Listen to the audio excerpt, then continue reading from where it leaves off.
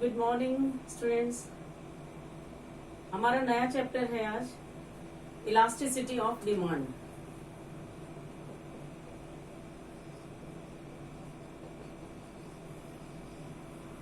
Elasticity of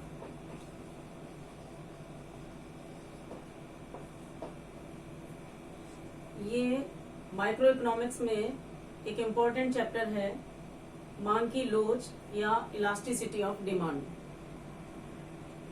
मांग की लोच को जानने से पहले मांग का नियम क्या है ये भी आपको जानना होगा। मांग का नियम कीमत तथा मांगी गई मात्रा के विपरीत संबंध को व्यक्त करने वाला नियम मांग का नियम कहलाता है।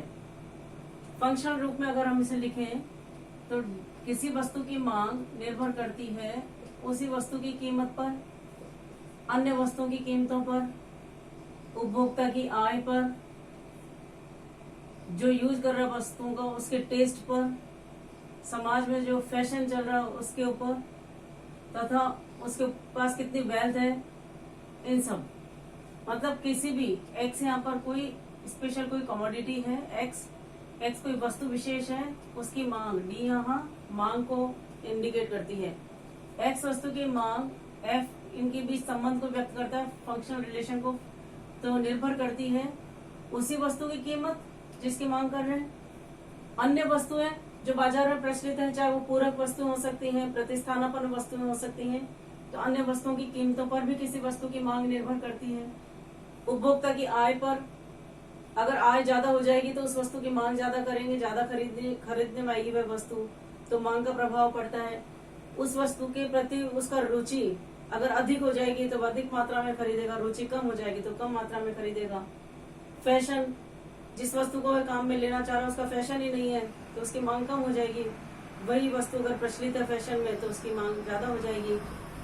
वेल्थ, संपत्ति अगर ज्यादा है तो वस्तु की मांग ज्यादा हो जाएगी।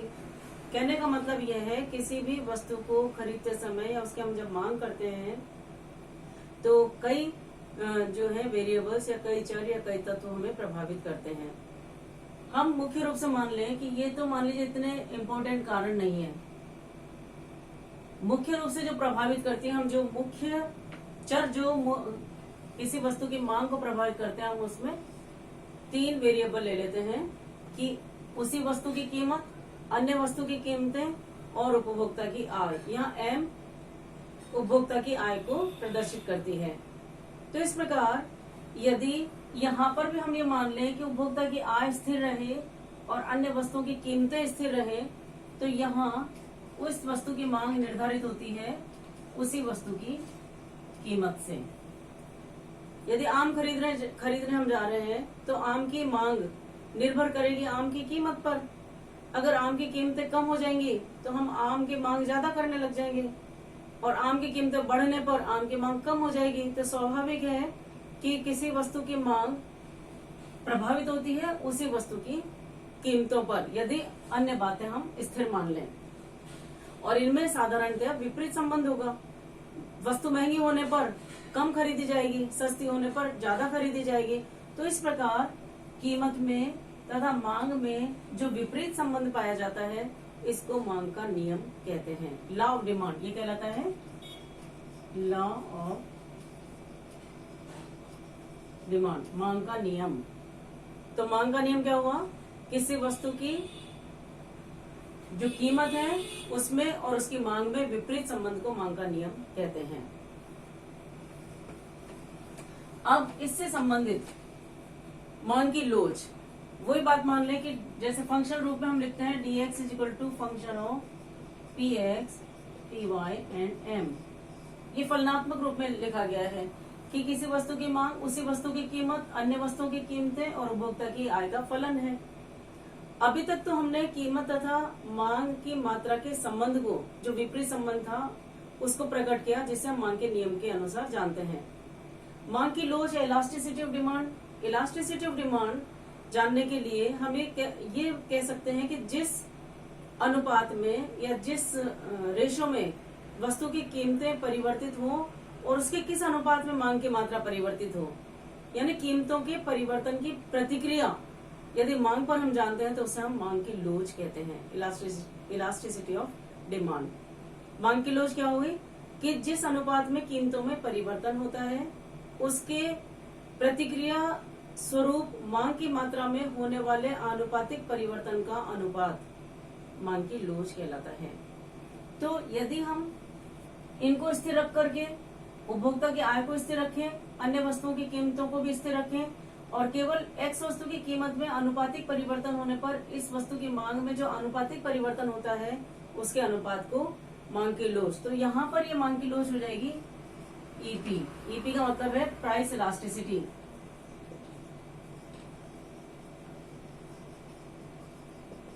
प्राइस इलास्टिसिटी ऑफ डिमांड, ये मांग की कीमत लोच कहलाएगी। अब मांग की कीमत लोच के बारे में विभिन्न अर्थशास्त्रियों ने परिभाषाएं दी हैं। कीमत लोच की जब हम बात करते हैं तो केवल उसी वस्तु की कीमत में परिवर्तन का प्रभाव मांग की मात्रा पर देखते हैं, लेकिन ये परिवर्तन आनुपातिक, कीमतों में आनुपातिक परिवर्तन होने पर मांग में जो आनुपातिक परिवर्तन हुआ है उसका अनुपात ईपी या price elasticity of demand, price elasticity of demand कहलाती है। तो प्राइस इलास्टिसिटी ऑफ डिमांड और मांग की कीमत लोच के बारे में अर्थशास्त्रों ने परिभाषा दी है, जिसमें मार्शल ने प्रिंसिपल्स ऑफ इकोनॉमिक्स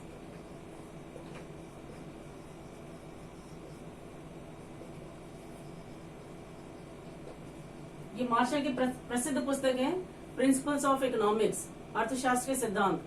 इसमें उन्होंने बताया है कि किसी वस्तु की कीमत में आनुपातिक परिवर्तन का भाग यदि उसकी मांग की मात्रा में आनुपातिक परिवर्तन में लगा दिया जाता है तो इससे मांग की कीमत लोच ज्ञात की जा सकती है। इसी तरह से बोल्डिंग ने बताया है, बोल्डिंग की बुक का नाम है इकोनॉमिक एनालिसिस।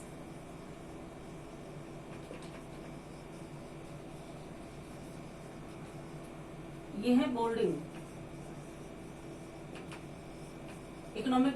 इकोनॉमिस्ट है बोल्डिंग, जिनकी प्रसिद्ध पुस्तक है इकोनॉमिक एनालिसिस या आर्थिक विश्लेषण।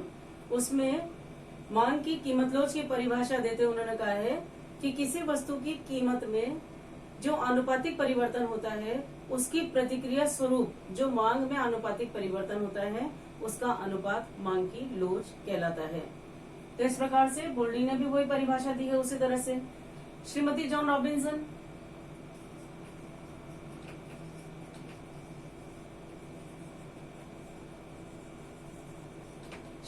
रॉबिन्सन इनकी जो बुक थी वो मैक्रो इकोनॉमिक्स।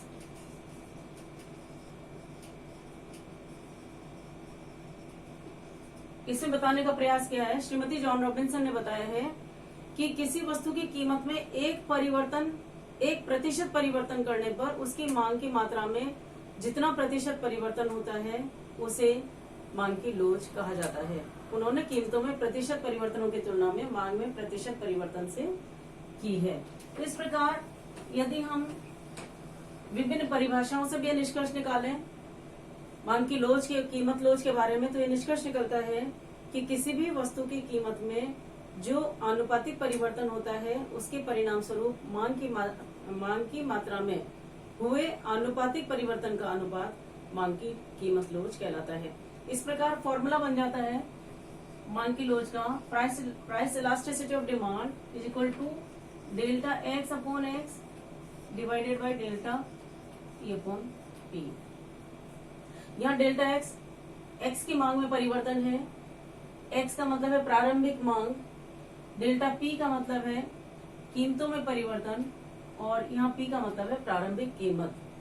तो इस प्रकार delta x by x into P by delta P, यहाँ हम ये कह सकते हैं delta X upon delta P into P upon x. और ये फर्स्ट डेरिवेटिव प्रथम अवकलज के रूप में लिखने पर dx by D into P upon x. ये बिंदु लोच के अनुसार यदि हम मांग की लोच की गणना करते हैं, मांग की लोच की जब हम गणना करेंगे तो कई विधियां हैं इसको ज्ञात करने की। तो ये बेसिक है delta X upon delta P into P upon x. ये मांग की कीमत लोच का फॉर्मूला हमें प्राप्त होता है। तो इस प्रकार मांग की लोच को ज्ञात करने के लिए हमें बेसिक जो है मांग की मात्रा में परिवर्तन बटा प्रारंभिक मांग होल डिवाइडेड बाय कीमतों में परिवर्तन अपॉन प्रारंभिक कीमत। तो इसके अनुसार अब हम मांग की लोच की विभिन्न श्रेणियों के बारे में जान सकते हैं। तो नेक्स्ट है मांग की लोच की विभिन्न श्रेणियां। मांग की लोच की, ये हम कीमत लोच के बारे में चर्चा कर रहे हैं। मांग की कीमत लोच की 5 श्रेणियां हैं, जिसमें पहला है अनंत लोचदार मांग।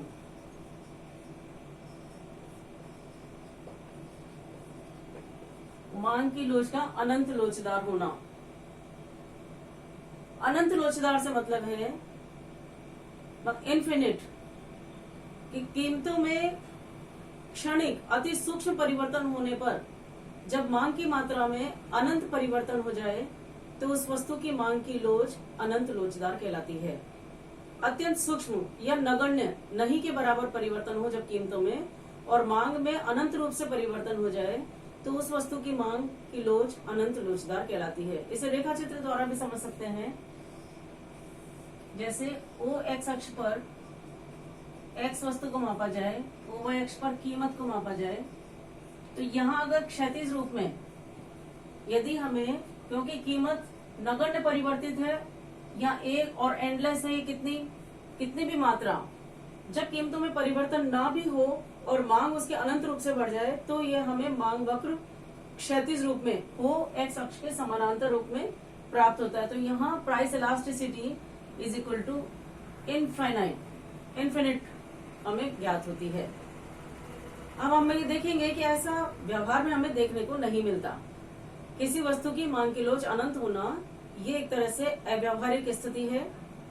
ये हमें ऐसा नहीं मिलता कि कीमतों में बिल्कुल परिवर्तन ना हो और उपभोक्ता उसे अनंत रूप में खरीदना प्रारंभ कर दें, लेकिन ये कहलाता मांग की अनंत लोचदार मांग, किसी वस्तु की अनंत लोचदार। दूसरा है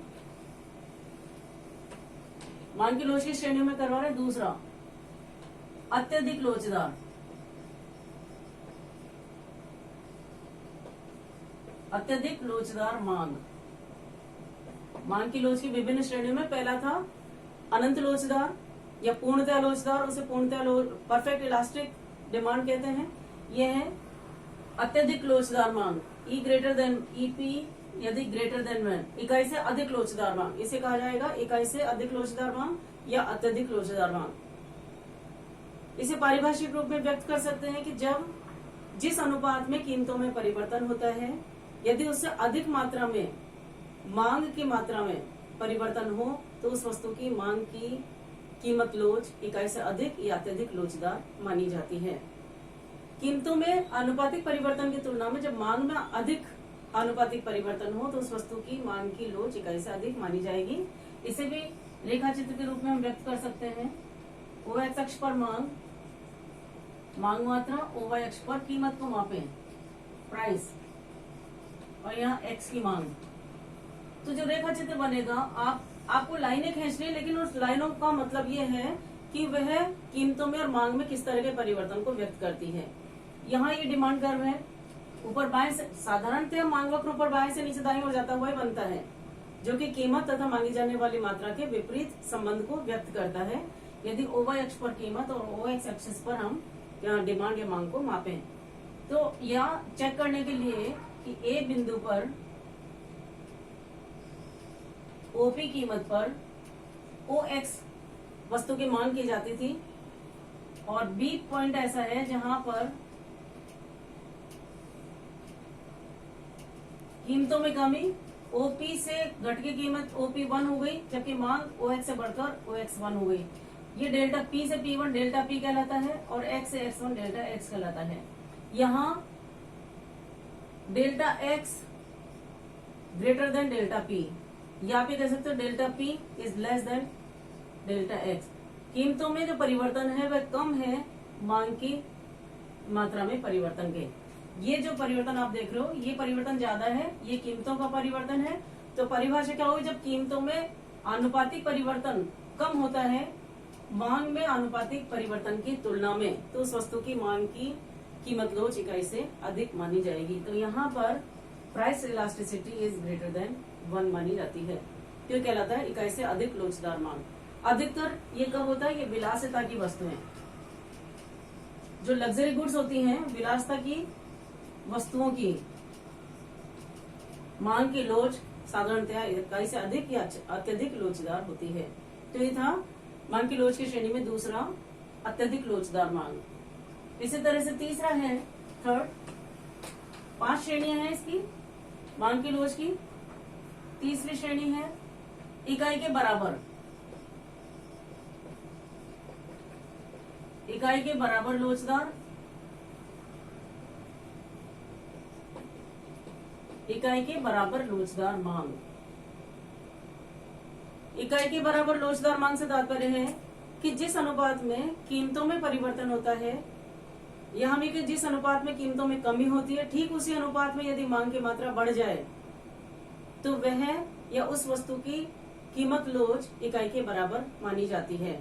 दोनों में, कीमतों में और मांग में, चूंकि विपरीत दिशा में तो परिवर्तन होगा, मांग के नियम के अनुसार कीमतें कम होंगी तो मांग बढ़ेगी, लेकिन अनुपात का कितना फर्क है, कीमतों में जिस अनुपात में परिवर्तन होता है ठीक उसी अनुपात में मांग में परिवर्तन हो तो यह इकाई के बराबर लोचदार मांग है। इसे भी हम रेखा चित्र के द्वारा एक्सप्लेन कर सकते हैं। OY एक्स पर कीमत और OX एक्स पर एक्स की मांग को मापा गया है, तो ये एक तरह से 45 डिग्री की रेखा के बराबर मांग वक्र हमें प्राप्त होगा।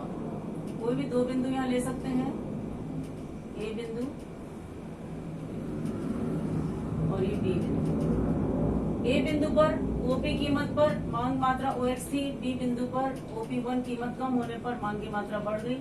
ये X से X1 कहलाता है डेल्टा X और P से P1 कहलाता है डेल्टा P। तो यहाँ delta P is equal to delta X। तो मांग की लोच price of elasticity is equal to 1। यहाँ मांग की लोच इकाई के बराबर है। तो जिस अनुपात में कीमतों में परिवर्तन है, ठीक उसी अनुपात में अगर मांग में परिवर्तन होता है, यानी डेल्टा P बराबर डेल्टा X, तो मांग की लोच इकाई के बराबर होगी। ये था लोचदार मांग। ये ऐसा होता है आरामदायक वस्तुएं। आरामदायक वस्तुओं की मांग की लोच इकाई के बराबर होती है। विलासितापूर्ण जो वस्तुएं हैं उनकी मांग की लोच इकाई से अधिक होती है। जो आरामदायक वस्तुएं होती हैं उनकी मांग की लोच इकाई के बराबर होती है। अब है फोर्थ, बेलोचदार मांग। फोर्थ नंबर, बेलोचदार मांग या मांग की लोच का इकाई से कम होना। मांग की लोच का इकाई से कम होना पारिभाषिक रूप में इसे भी हम एक्सप्लेन कर सकते हैं कि जिस अनुपात में कीमतों में परिवर्तन हुआ है या जिस अनुपात में कीमतें कम हुई हैं, उससे कम अनुपात में जब मांग की मात्रा बढ़े तो ऐसी स्थिति में उस वस्तु की मांग की कीमत लोच या मांग की लोच इकाई से कम है। यानी कीमतों में परिवर्तन अधिक होगा, मांग में परिवर्तन कम होगा। तो इसे भी डायग्राम या रेखा चित्र से आप समझ सकते हो। OY अक्ष पर कीमत, OX अक्ष पर X की मांग, जो आपको रेखा बनानी है मांग रेखा, वो इस तरह से ये डिमांड कर्व है। OP कीमत पर OX मांग की जाती थी,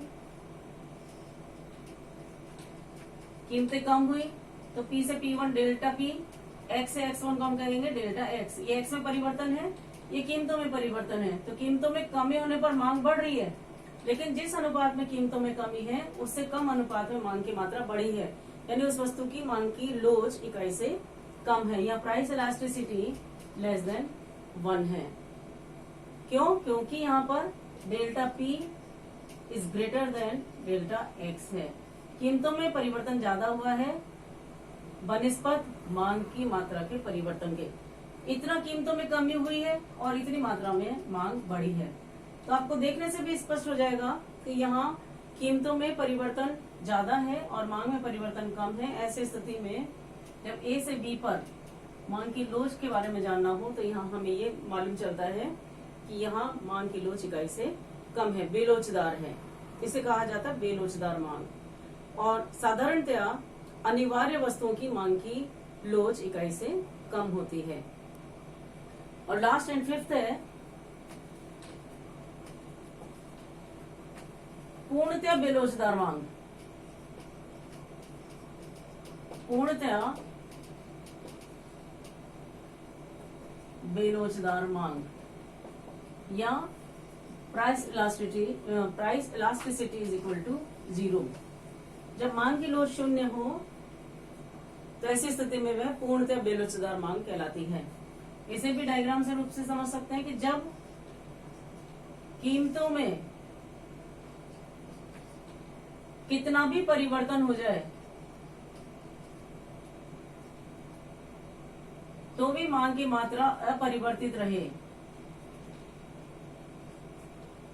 ये भी कर सकते हैं नाम पॉइंट। ओ एक्स अक्ष पर एक्स की मांग, ओ वाई अक्ष पर एक्स वस्तु की कीमत को दर्शाया गया है। यहाँ पर ये जो लंबवत है ये मांग वक्र है। इससे परिभाषा के रूप में हम स्पष्ट कर सकते हैं पूर्णतः बेलोचदार मांग को कि कीमतों में कितना भी परिवर्तन होने पर जब मांग की मात्रा में कोई परिवर्तन ना हो तो ऐसी स्थिति में यह पूर्णतः बेलोचदार मांग मानी जाती है। यह price elasticity is equal to 0, शून्य लोचदार मांग या पूर्णतः बेलोचदार मांग। तो इस तरह से मांग की लोच की 5 श्रेणियां थी। पूर्णतः लोचदार या अनंत लोचदार मांग, दूसरा अत्यधिक लोचदार या इकाई से अधिक लोचदार मांग, तीसरा लोचदार मांग या इकाई के बराबर लोचदार मांग, चौथा बेलोचदार मांग या इकाई से कम लोचदार मांग, और पांचवा पूर्णतः बेलोचदार मांग या शून्य के बराबर मांग की लोच का होना। इसमें से पहली जो अनंत लोचदार मांग और लास्ट पूर्णतः बेलोचदार मांग ये व्यावहारिक रूप में हमें देखने को नहीं मिलती। ऐसा नहीं होता कि कीमतों में परिवर्तन होने पर उपभोक्ता उस वस्तु की मात्रा कम या ज्यादा ना खरीदे। कीमतों में परिवर्तन होने पर उपभोक्ता उसकी मात्रा में परिवर्तन करता है। तो यह व्यावहारिक रूप में हमें देखने को नहीं मिलता। हमें जो मांग की लोच की जो स्थितियां देखने को मिलती हैं वो इकाई से E greater than 1, EP is equal to 1 and price elasticity less than 1 ये हमें देखने को मिलती है। अत्यधिक लोचदार मांग विलासितापूर्ण वस्तुओं के संदर्भ में देखने को मिलता है। इकाई के बराबर लोचदार मांग हमें साधारणतः आरामदायक वस्तुओं के बारे में देखने को मिलता है, और बेलोचदार मांग अनिवार्य वस्तुओं के संदर्भ में हमें देखने को मिलता है। क्योंकि अनिवार्य वस्तुएं वे वस्तुएं होती हैं जिसमें कीमतों के परिवर्तन होने पर उसकी मांग पर इतना ज्यादा प्रभाव नहीं होता, क्योंकि हम उसे अनिवार्य होने के कारण पहले हम प्राप्त करने का प्रयास करते हैं। तो आज आपने जाना मांग की लोच, और मांग की लोच में भी आपने मांग की कीमत लोच, जो कि उसी वस्तु की कीमत में अनुपातिक परिवर्तन होने पर उस वस्तु की मांग पर जो अनुपातिक प्रभाव पड़ता है इसका अनुपात हमें मांग की कीमत लोच के द्वारा जानने को मिलता है। इसके बाद